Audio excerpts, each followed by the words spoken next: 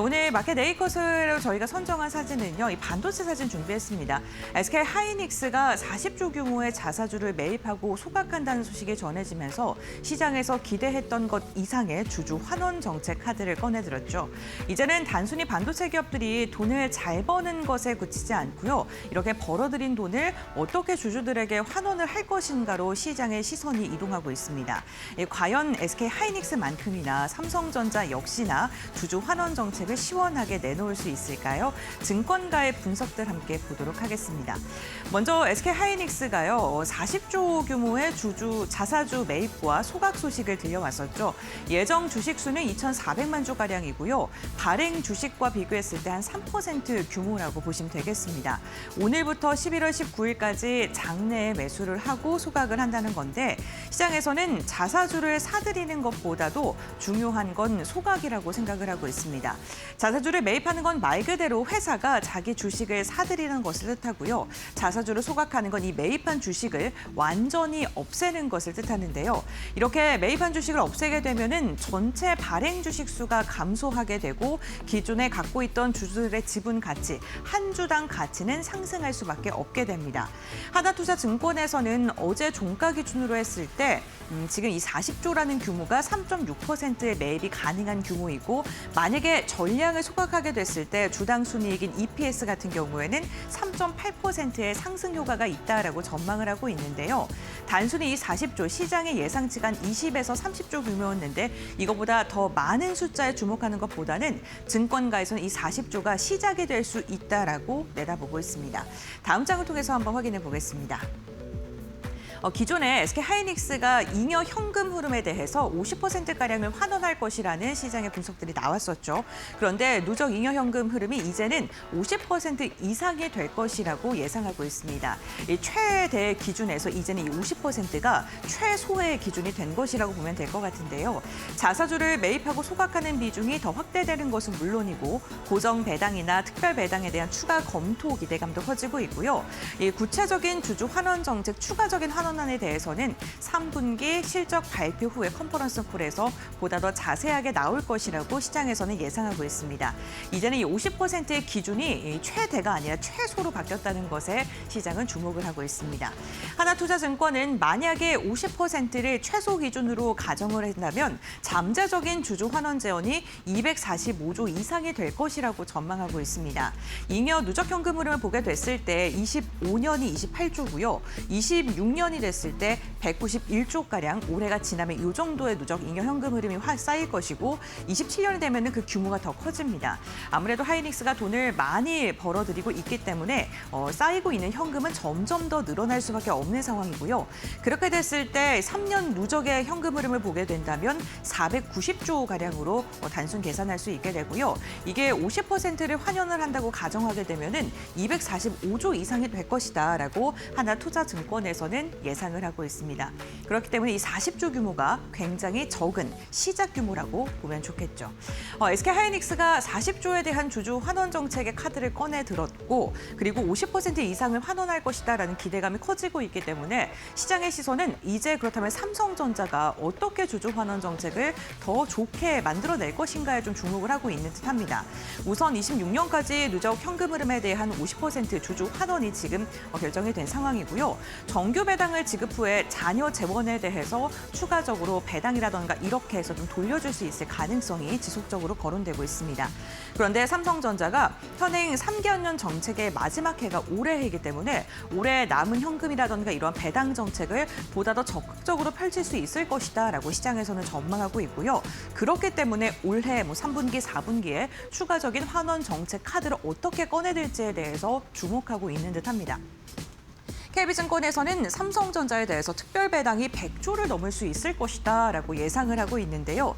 26년까지 누적 잉여 현금 흐름의 50% 환원 정책이 펼치게 됐을 때 특별 배당이 100조 플러스 알파가 될 것이라고 지금 추정을 하고 있는 상황이고요.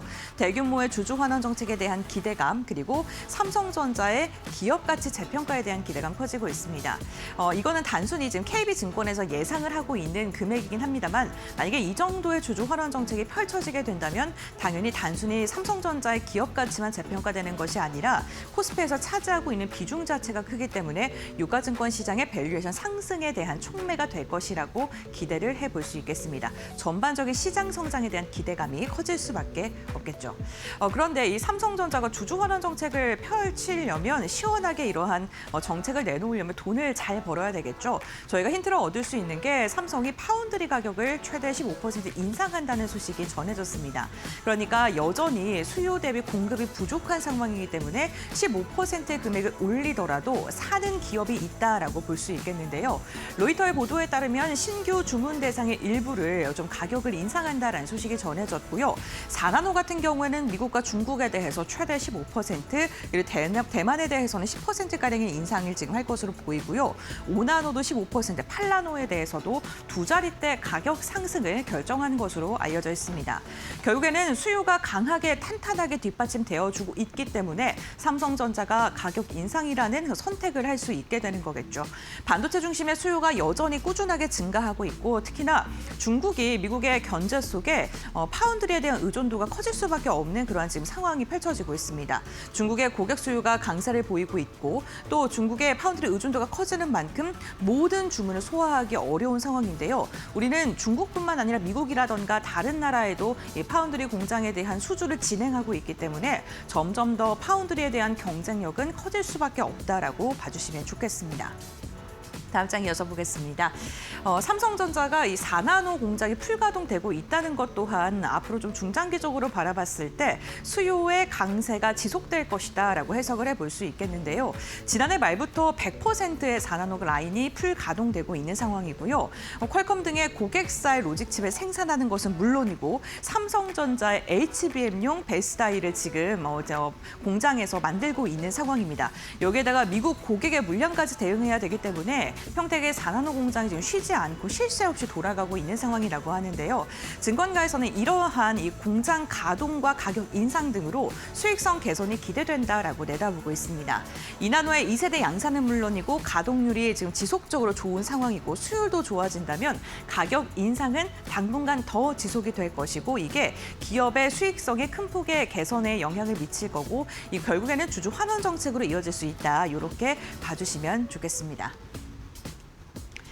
여기에다가 KB투자증권에서는요, 이 AI 투자가 사실 AI를 투자비를 많이 쓰는 만큼 기업들의 현금이 좀 부족해질 것이고 이게 빚을 내서 투자를 하게 돼서 금리 인상 시즌일 때는 좀 부담으로 작용할 수 있겠다. 그렇기 때문에 반도체 기업들의 주가가 많이 흔들리지 않았습니까? 그런데 KB증권에서는 3년 이내에 회수할 가능성이 굉장히 크다라고 전망을 하고 있습니다. 주요 하이퍼스케일러들의 AI 투자가 지속되고 있고 그렇기 때문에 조기 수익화가 기대가 된다는 건데요. 클라우드 캐파가 지금 28년까지 사실상 완판 수준이라고 합니다. 28년까지 대부분의 예약이 완료가 된 건데 이 충족하지 못한 수요들이 지속적으로 다음 해로 이전이 되는 그러한 모습이 나타나고 있다라고 KB증권에서는 보고 있는 겁니다. 그러니까 26년에 수요는 여전히 많은데 공급이 한정적이다 보니까 26년에 물건을 받지 못한 하이퍼스케일러들이 27년으로 대기를 거는 거고요. 27년에 필요한 물량은 28년까지 대기 수요가 늘어날 수밖에 없게 되는 거겠죠.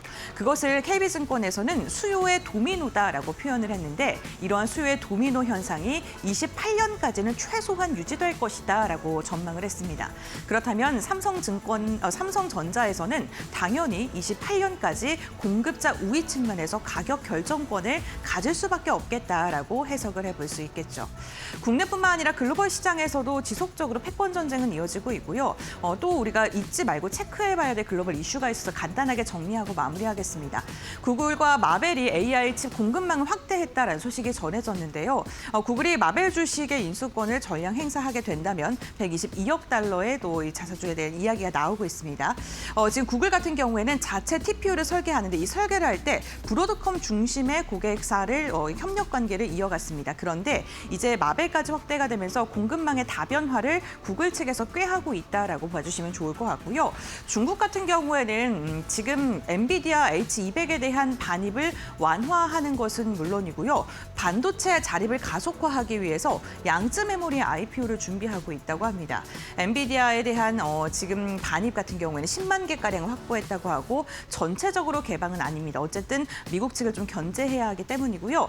양쯔 메모리 같은 경우에 글로벌 낸드 점유율이 14%가량 차지하고 있는 세계 3위 기업인데요. 창신 메모리 때 이 메모리 기업이 상장하고 나서 우리나라 반도체 기업이 흔들렸던 이슈가 있었던 만큼 이 부분에 대한 일정을 좀 꼼꼼하게 체크를 해보시면 좋을 것 같습니다. 결국에는 오늘 반도체에 대한 여러 가지 이야기가 나왔는데 결론은 하나입니다. 여전히 수요가 뜨겁고 공급이 제한적이기 때문에 반도체 기업들이 많은 돈을 벌어들이고 있다. 특히나 국내 메모리 반도체 기업들이 수익성이 극대화되면서 주주 환원 정책, 그러니까 주주들에게 돈을 돌려주는 것에 조금 더 방점을 받고 있고 지금 투자자들도 그 부분을 주목하고 있다라는 점을 기억해 주시면 좋겠습니다.